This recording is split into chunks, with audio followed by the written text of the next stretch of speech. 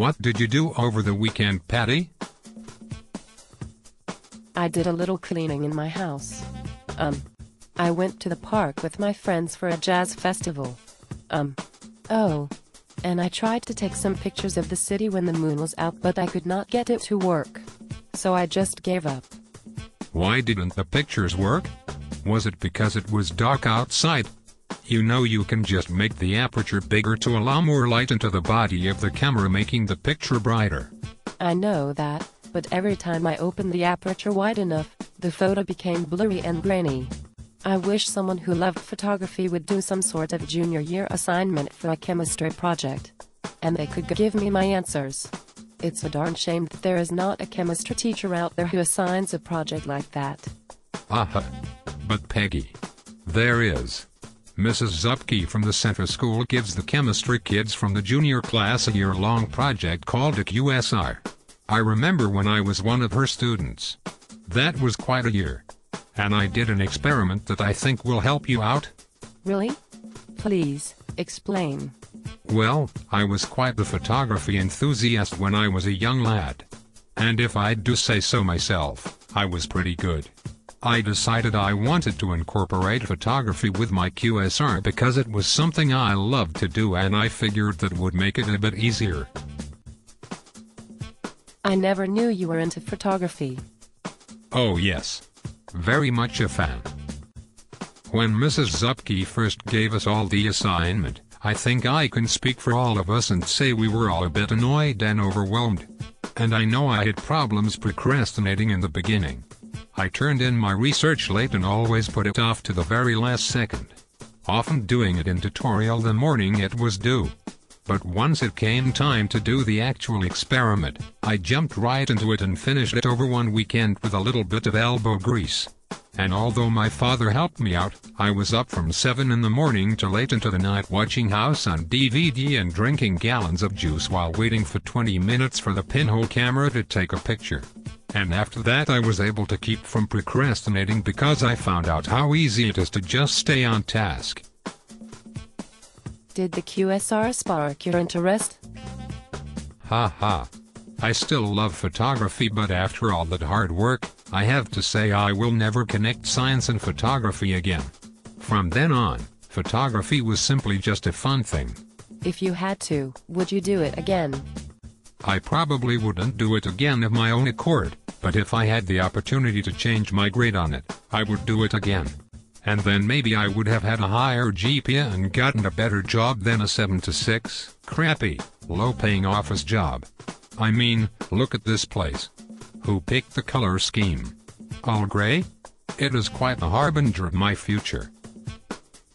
If I was able to radio it and get a better grade, I would A.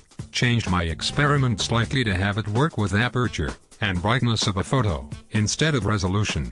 And B, even though I had no choice but to do it over 3 non-stop days, I would have bought a big case of 5-hour energy, because man, I was tired. I couldn't stop the experiment, because I had to develop the photos right after they were taken, and I couldn't just leave the chemicals out while I was sleeping.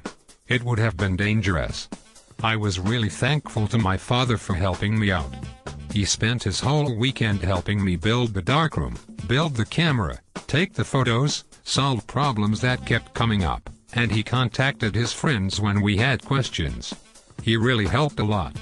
What was your grade on the project? Hectares. I did not do too well. I almost didn't pass. But it's partially my own fault.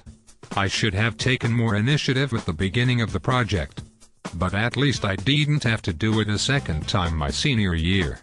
I think it would have been a lot easier if we were not granted as much freedom as we were given. If I was told what to study, when to study, how to study, I could have easily gotten an A+.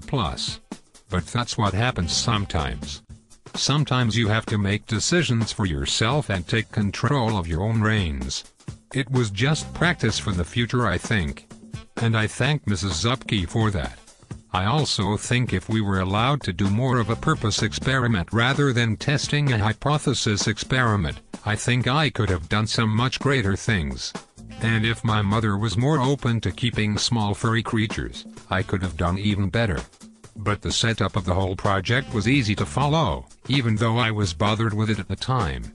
I wish I could stress to the chemistry students of the next years that all they need to succeed is to stick to it and just do your work. Was there anything you found really interesting? Maybe something you would want to find out more about? Well, it was all interesting. But I think what interested me most was the whole process of making the camera and taking the pictures. This sparked a big hobby that me and my father worked on together.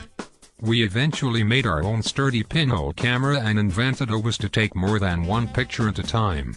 And it was a rather cheap hobby. All the chemicals and paper and supplies didn't cost more than $60 and everything would have lasted a very, very long time. We used all the problems we came across during the actual experiment to create an easier way to have a fun time for about $1 a day. Well, that's awesome. But you still have not explained to me why I was not able to take pictures of the moon. Oh, right. Well, when you open the aperture in a camera, you are in turn altering the way the light is being bent and is being shown onto the film.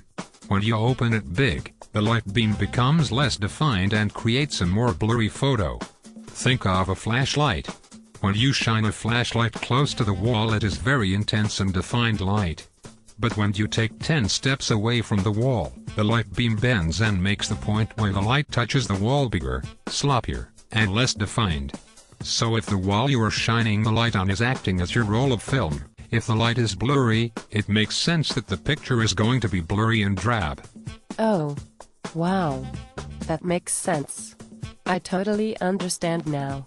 Yeah, I was a proud little girl when I came up with that metaphor. Girl? I used to be a woman. Oh, well. Yeah,